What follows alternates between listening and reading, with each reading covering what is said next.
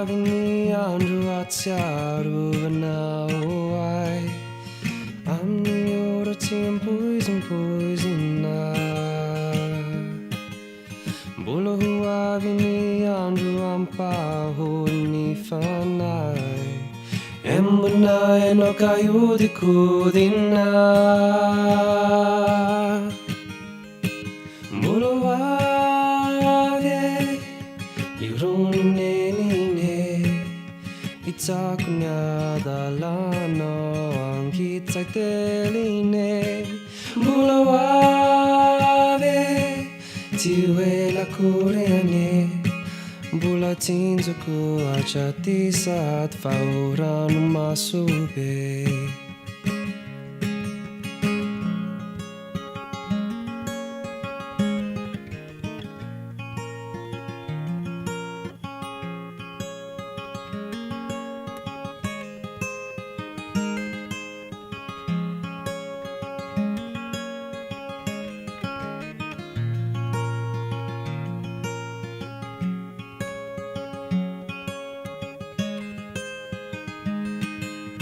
Mbola ho avy ny andro anako akansofinao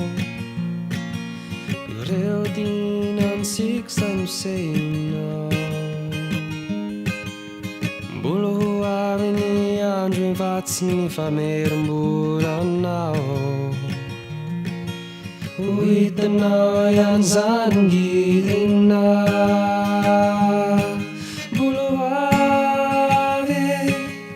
Tsaroko tsara nye fony ao ny laozanao ny ka natsiaro fanine. Mbola ho avy tsy ho ela akory anie mbola iokanao ny